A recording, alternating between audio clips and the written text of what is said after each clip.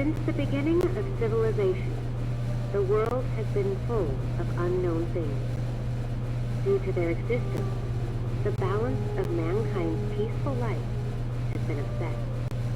However, no matter how advanced our technology, no matter how great our scientific breakthroughs, there will always be anomalies that cannot be explained.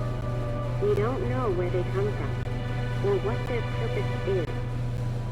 These questions plague mankind and affect our daily lives. It's because of this that we founded the SCP Foundation, an organization dedicated to containing anomalous items, individuals, and phenomena. The SCP Foundation is committed to maintaining the normalcy of the world so that people may live free of fear. While ordinary people live in the sunlight, we must fight anomalies in the shadows. We must prevent them from being exposed to the public, so that people may live in a rational and ordinary world. We secure, we contain, we protect.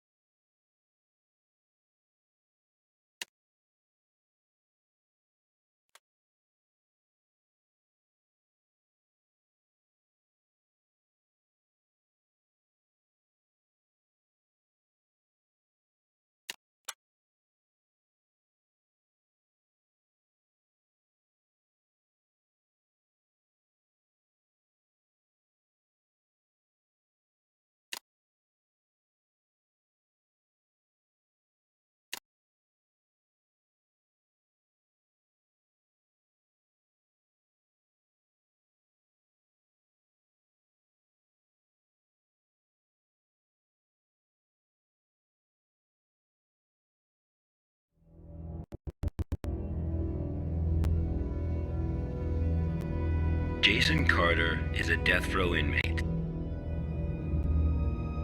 In exchange for clemency, he has agreed to work with the SCP Foundation for 30 days. Upon completion of his work, he will be a free man. Jason Carter is now D503.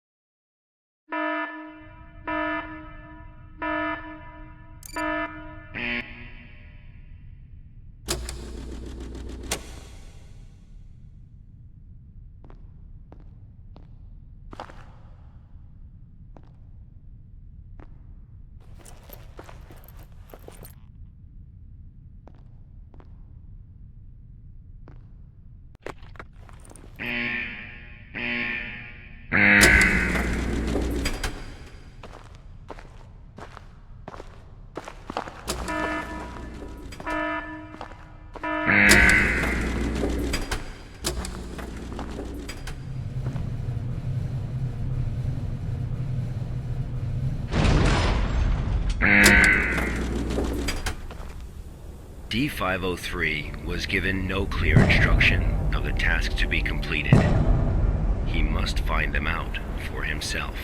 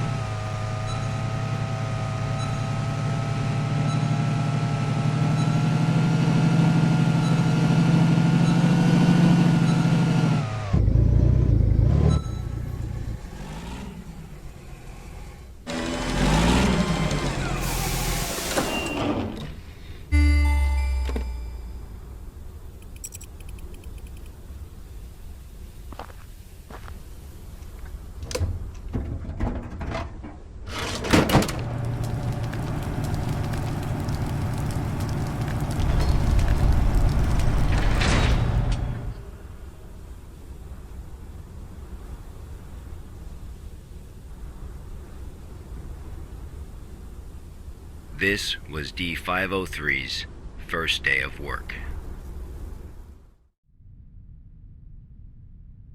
SCP protocol mandates that D503 now undergo a psychological evaluation.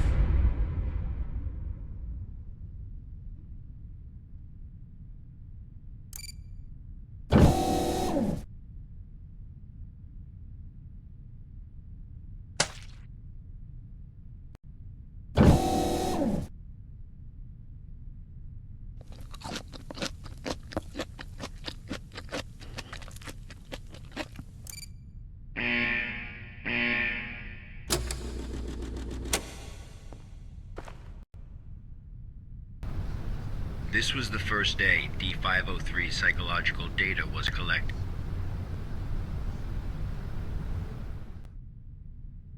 You're probably wondering, how can this job earn freedom for a death row inmate?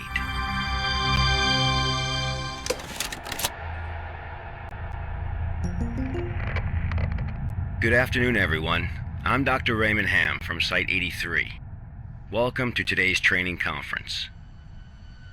Today, I'm going to share with you a little project I've been working on called SCP-7457. The desert you saw just now is SCP-7457.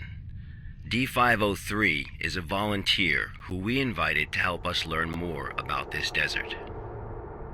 Prior to the Foundation's involvement with SCP-7457, 329 people went missing in this area. As a precaution, we have introduced lockdown measures as we attempt to find the cause of these disappearances. As everyone here is new to the Foundation, it will be good for you to learn about SCP-7457. Let me explain how it works. Before we get started, are there any questions? Dr. Hamm, I'm Will Barton, 3rd Special Squad, Site 86. Hello, Will. Before I came here, I thought I had a basic understanding of the Foundation. I've heard of these anomalies, but only in terms of human anomalies. I had no idea that SCP-7457 was a desert. How do we begin to make sense of this? That's a good question, Will. All the unexplained phenomena we are monitoring are being labeled anomalies. Human anomalies, regional anomalies, artifact anomalies, and various other phenomena beyond our control. The work of the Foundation is to isolate these anomalies and prevent the public from, shall we say, experiencing them? Okay, next question. Hello, Dr. Hamm. I'm Mark Harris, a research intern from Site 27. In the video, we saw D503 picking up garbage in the desert. Why did it do that? And what does this have to do with anomalies? Okay, Mark. What I can tell you now is that everything you see is part of SCP-7457. SCP anomalies can be a little difficult to understand at first. Just know that it, or they, have their own rules. Perhaps you'll understand what I mean once we finish watching the video. Okay, let's move on.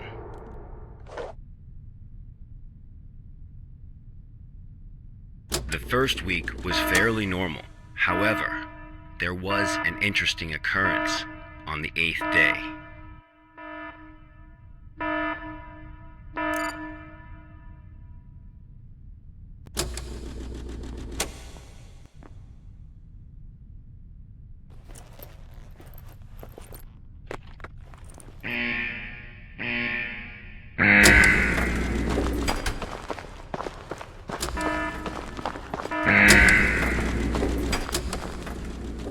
Let's have a look at what happened.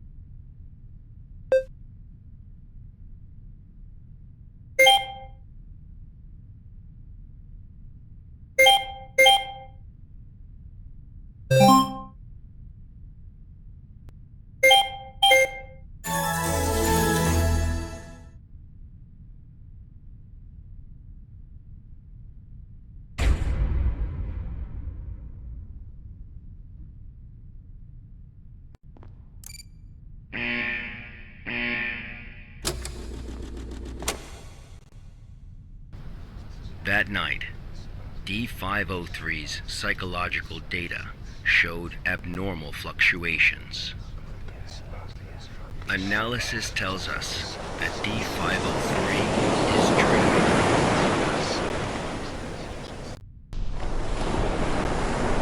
Unfortunately, though, we have no way of knowing what he dreamed of that night.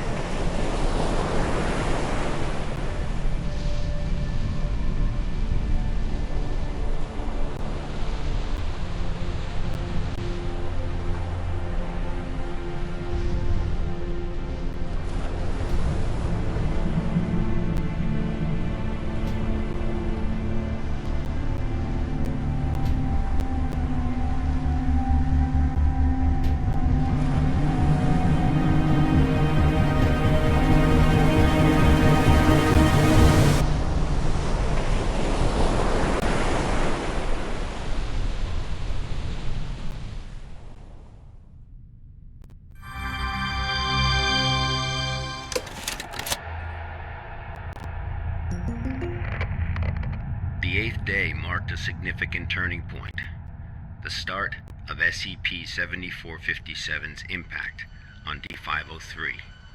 Are there any questions before we go on? Hello, Dr. Hamm? I'm Spencer Jones from the Special Operations Department of Site-21. Hello, Spencer. It's still unclear as to why D503 needs to pick up all of this trash.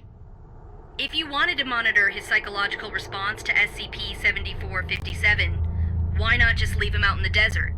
Why assign him these tasks when there are already psychological evaluations taking place? Okay, our analysis has indicated that SCP-7457 produces a new cluster of trash every 8 minutes and 37 seconds. If waste collection is not done regularly, all that trash may soon flow into our world. It is worth noting, though, that the quantity of waste created here pales in comparison to the amount produced by humans. However, it still has the potential to become a significant problem in the future. By assigning these tasks to D503, we can monitor his reactions while also containing the trash. There is another reason, but we will get to that one later. Is it not the case that the Foundation is exaggerating the importance of a minor issue before the issue is fully understood? Okay, everyone. I must emphasize that behind us is the general public, who are wholly unaware of any of this. Being meticulous and maintaining a serious attitude is essential at the SCP Foundation. Any oversight or underestimation of the enemy may result in disaster. Thank you, Dr. Hamm. I understand. Good. Let's move on. The effects of SCP-7457 on D503 became most obvious on day 15 of the test. Due to the conditions that day, we were only able to track his movements after recovering data from his radar. It was definitely a bad day, perhaps the worst, even for a death row inmate.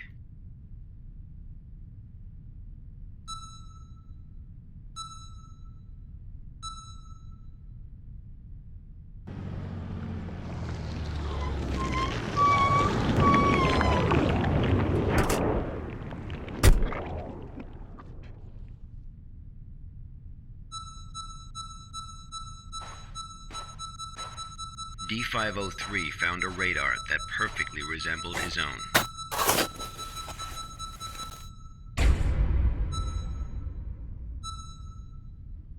However, D503 didn't seem to think much of it.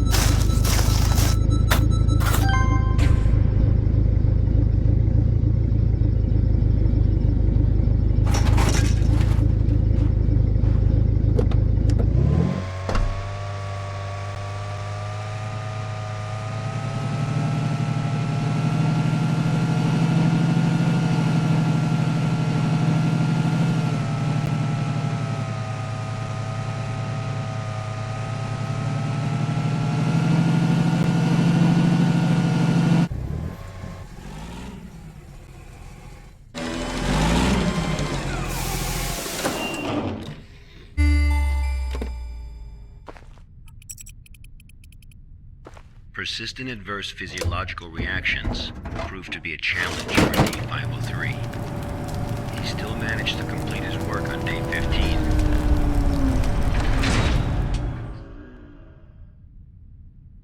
But then he encountered an incident.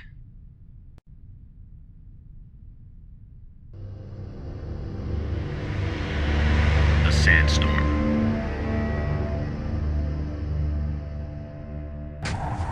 D503 walked in the sandstorm for a long time, but he couldn't seem to find his way back.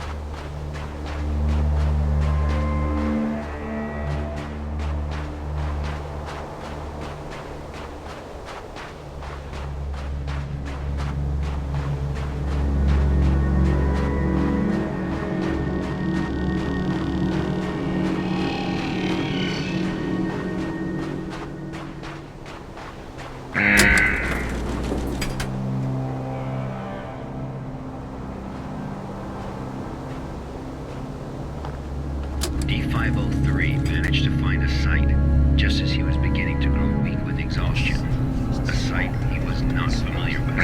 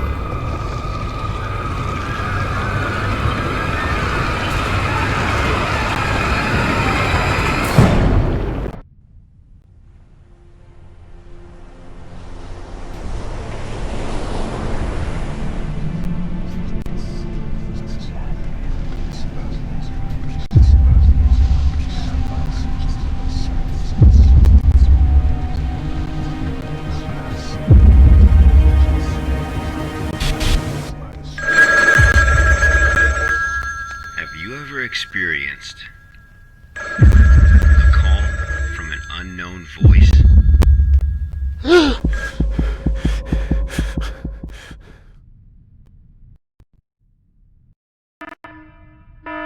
Approximately 13 hours later, a visibly trembling D503 returned to Site 8.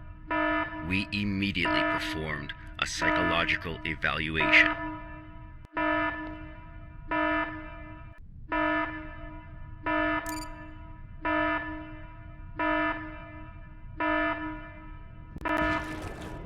Major fluctuations can now be observed in D503's physiological data.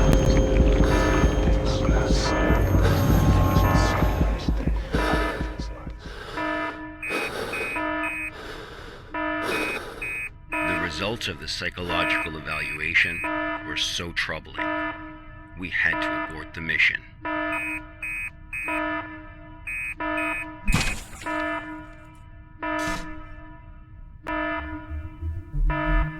D503 was able to break away from the Foundation's control. He has seen the test results of other Level D personnel who were analyzed at SCP-7457. That's right, none of